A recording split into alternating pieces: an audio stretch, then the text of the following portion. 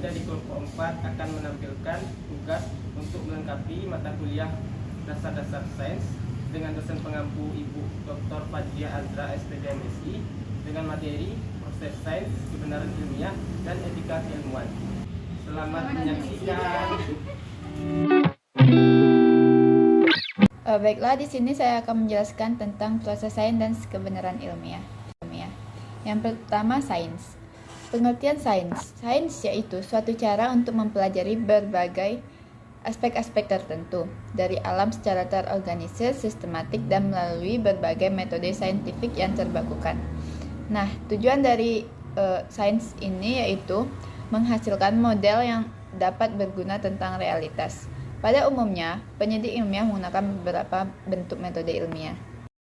Proses sains. Proses sains terbagi menjadi 5. Yang pertama, observasi.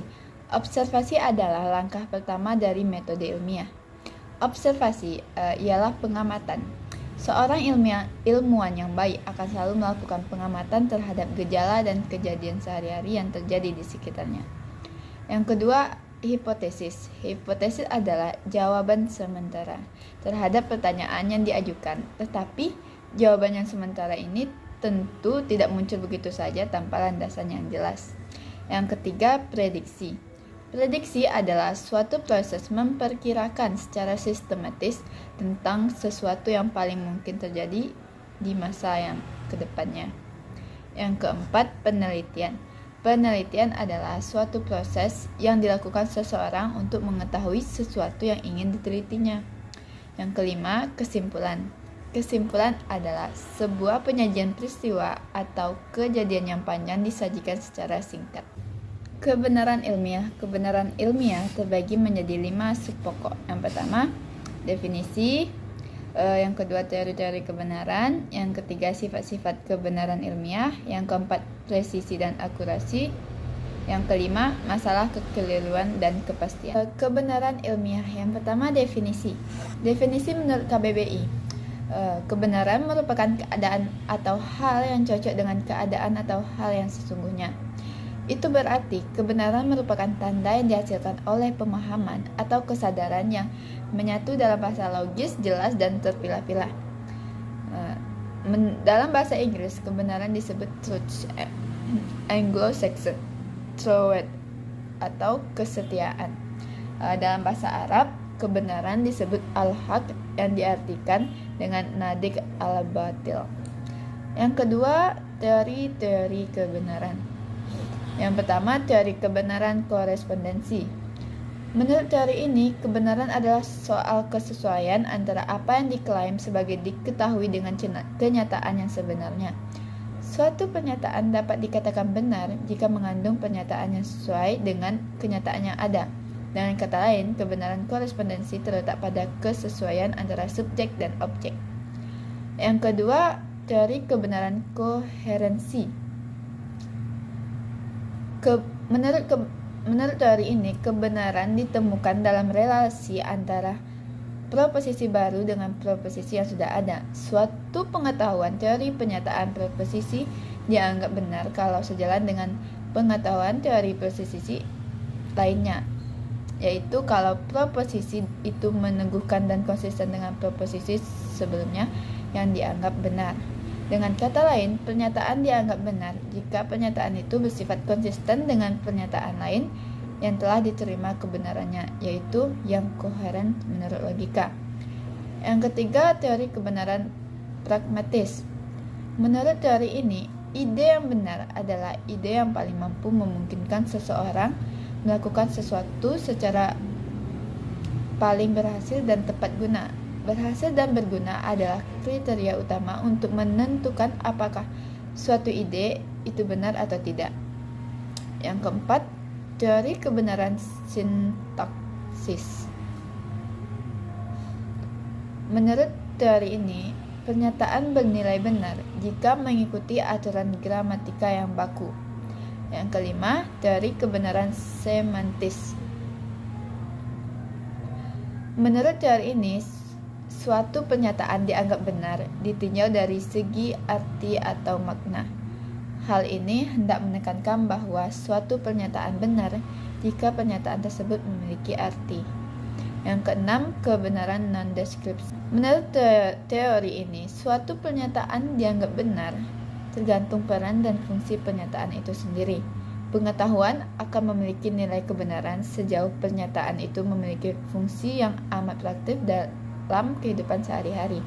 Yang ketujuh, teori kebenaran logis yang berlebihan. Teori ini mempunyai pemahaman bahwa masalah kebenaran hanya merupakan kekacauan bahasa dan hal ini mengakibatkan adanya suatu pemborosan karena pada dasarnya pernyataan yang hendak dibuktikan kebenarannya merupakan derajat logik yang sama dengan masing-masing yang melingkupinya. Yang ketiga, sifat-sifat kebenaran ilmiah. Sifat kebenaran ilmiah ini terbagi menjadi 3. Yang pertama, struktur yang rasional dan logis. Yang berarti kebenaran dapat dicapai berdasarkan kesimpulan logis atau rasional dari proposisi atau premis tertentu. Karena kebenaran ilmiah bersifat rasional, maka semua orang yang rasional dapat memahami kebenaran ilmiah. Yang kedua, isi empiris. Yang berarti kebenaran ilmiah perlu diuji dengan kenyataan yang ada.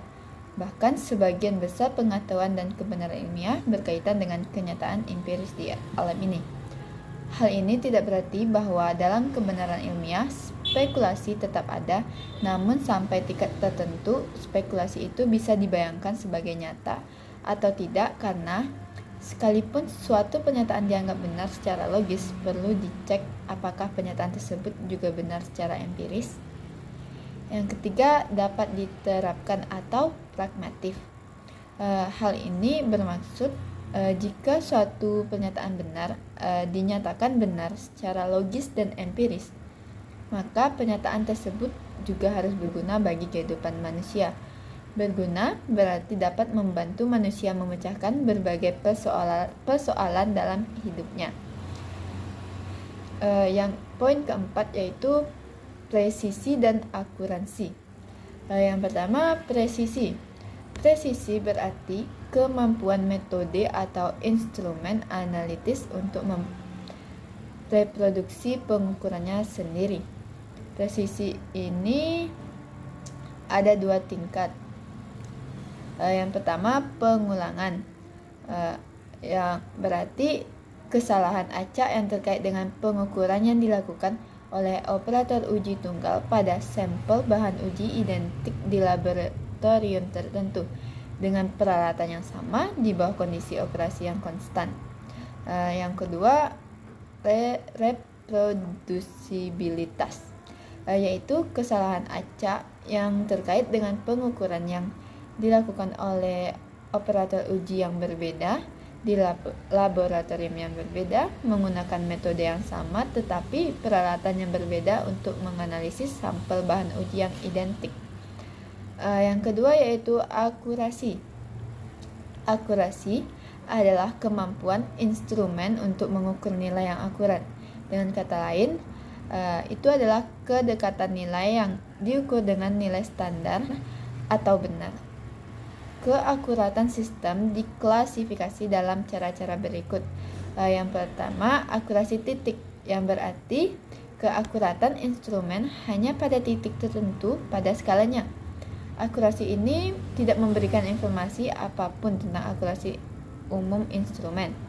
Yang kedua, akurasi sebagai presentase kisaran skala, yang berarti kisaran skala seragam menentukan keakuratan instrumen. Ini dapat dengan mudah dipahami dengan bantuan contoh yang ditunjukkan di bawah ini. Pertimbangan termometer yang memiliki jangkauan hingga 100 derajat Celcius, keakuratan termometer dianggap hingga plus minus 0,5, yaitu kurang lebih kenaikan atau penurunan 0,5%, nilai instrumen dapat diabaikan. Tetapi jika bacaan lebih atau kurang dari 0,5 derajat Celcius, itu dianggap memiliki kesalahan yang tinggi. Yang ketiga yaitu akurasi sebagai presentasi nilai yang benar. Ini berarti ini adalah jenis akurasi instrumen ditentukan dengan mengidentifikasi nilai yang diukur mengenai nilai sebenarnya.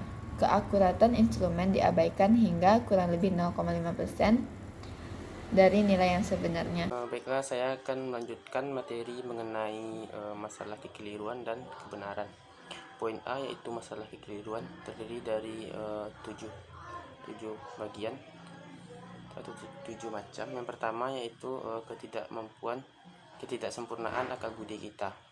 Kemungkinan kesalahan pada dasarnya terletak pada keterbatasan akal manusia. Seperti kita lihat, sebab kesalahan bukan pada objek, melainkan pada subjek yang membuat keputusan. Akan tetapi, dengan tambahan objek dapat memberi kesempatan untuk membuat keputusan yang salah. Bisa dikatakan juga bahwa kesalahan berpikir juga disebabkan oleh kekeliruan dalam mematuhi kaidah-kaidah logika. Yang kedua yaitu pasi atau hawa nafsu manusia. Cinta diri sendiri secara alami, kita tertarik pada kata-kata yang menyanjung atau membujuk diri kita atau sahabat kita secara priori. Kita mencapakan hal-hal yang agak meremehkan kita atau sahabat kita. Seseorang cepat percaya pada hal-hal yang cocok dengan pendapat atau prasangka kita.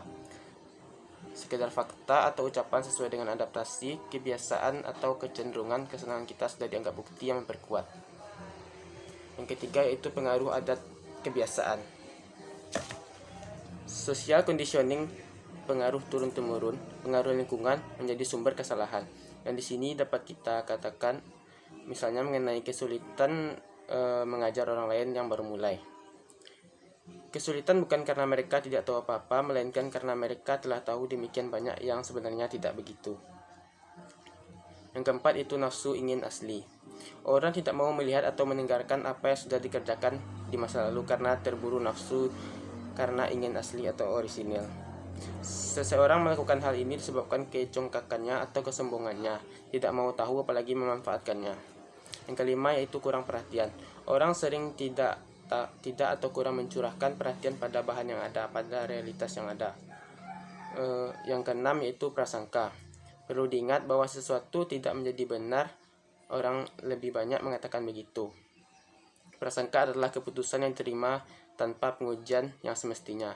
Prasangka berbeda dengan pendapat yang jujur.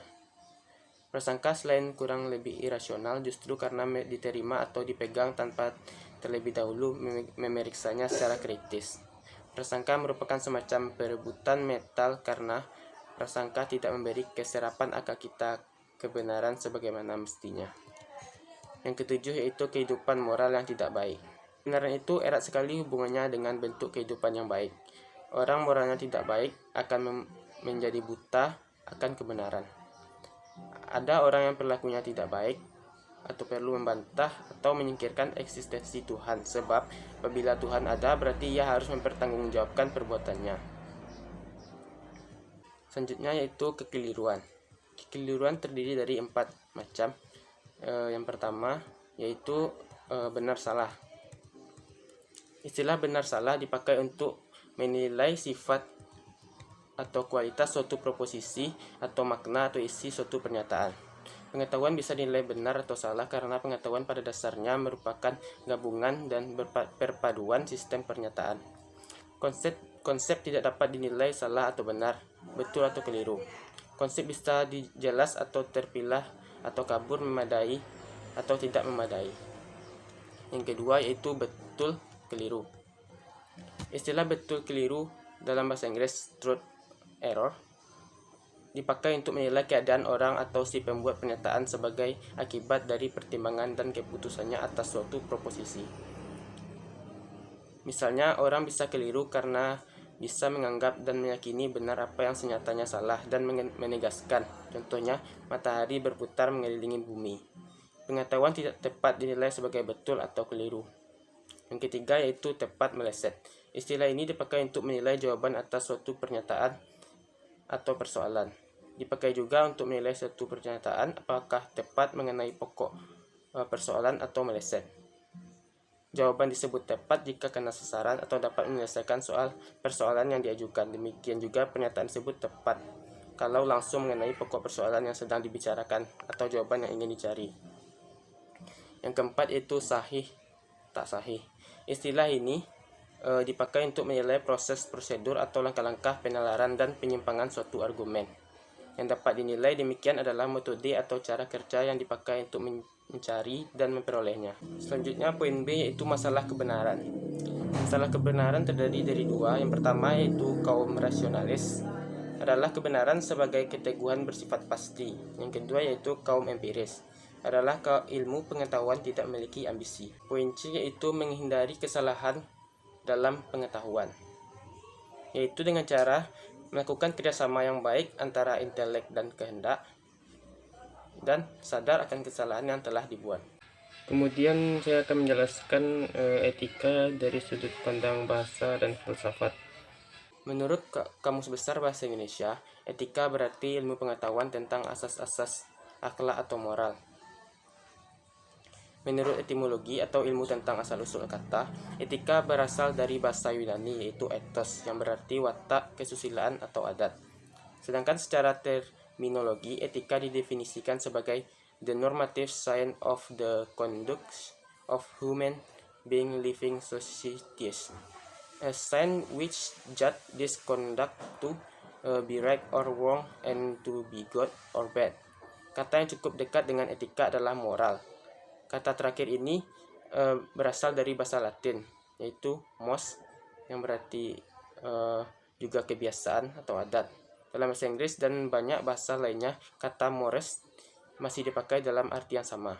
Jadi etimologi kata etika sama dengan etimologi kata moral, karena keduanya berasal dari kata yang berarti adat kebiasaan. Sedangkan dari sudut pandang filsafat, etika adalah ilmu menyelidiki tentang baik buruknya suatu hal.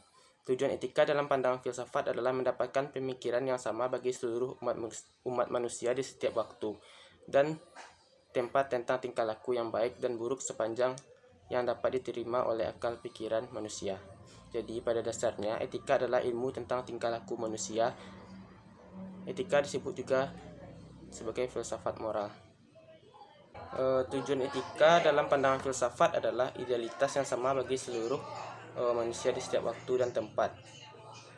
Dalam usaha untuk mencapai tujuan ini, etika mengalami kesukaran karena fisik dan anggapan orang terhadap perbuatan itu, baik atau buruk, yakni sangat relatif sekali.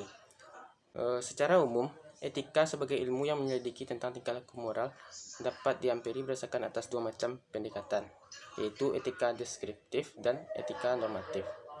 Etika deskriptif yaitu cara melukiskan tingkah laku moral dalam arti luas, seperti adat kebiasaan, anggapan tentang baik atau buruk, tindakan yang diperbolehkan atau tidak, kebudayaan atau subkultur tertentu. Sedangkan etika normatif adalah kajian terhadap ajaran norma baik buruk sebagai suatu fakta tanpa perlu mengajukan alasan rasional di balik ajaran tersebut. Cukup merefleksikan mengapa hal itu menjadi keharusan. Etika normatif dapat mempersoalkan norma yang diterima seseorang atau masyarakat secara lebih kritis.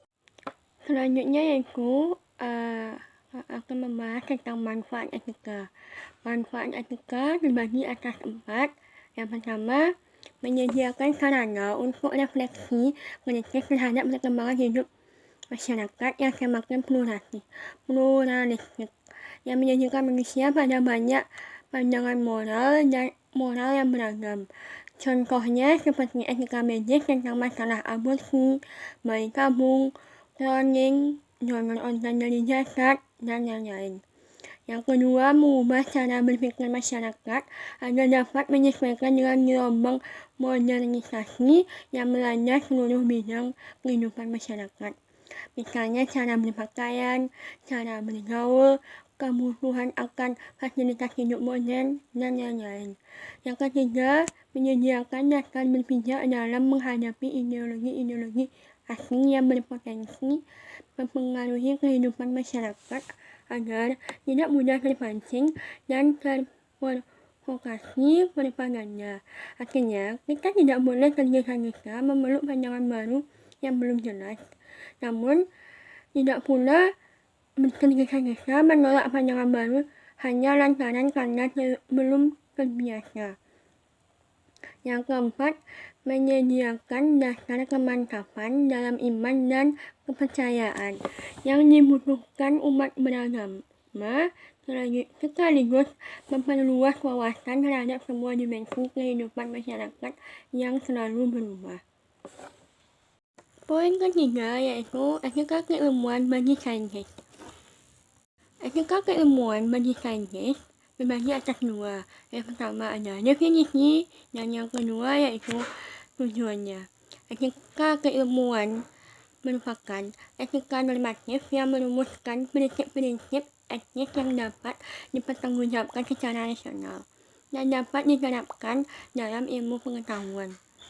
Tujuan etika keilmuan adalah agar seorang ilmuwan dapat menerapkan prinsip-prinsip normal, yaitu prinsip yang baik dan menghindarkan diri dari hal-hal yang buruk ke dalam perilaku keilmuannya, sehingga ia dapat menjadi ilmuwan yang dapat mempertanggungjawabkan perilaku ilmiahnya.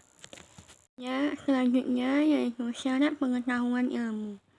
Menurut Insinyur Poetjo Wijatno, ada beberapa syarat suatu pengetahuan untuk dapat dikategorikan sebagai ilmu, yaitu sebagai berikut. Yang pertama, memiliki objek, material, sasaran, atau bahan kajian. Yang kedua, memiliki metode, yaitu prosedur atau cara tertentu suatu ilmu dalam usaha mencari kebenaran. Yang ketiga, sistematis. Ilmu pengetahuan seringkali terdiri dari beberapa unsur, tetapi merupakan satu kesatuan. Ada hubungan keterkaitan antara bagian yang satu dengan bagian yang lainnya. Yang keempat, universal. Ilmu diasumsikan berlaku menyeluruh dan tidak meliputi tempat atau waktu tertentu saja. Ilmu diproyeksikan untuk berlaku seluas-luasnya. Selanjutnya yaitu sikap keilmuan. Secara umum, sikap ilmiah yang perlu dimiliki para ilmuwan antara lain adalah yang pertama, tidak ada rasa pamrih.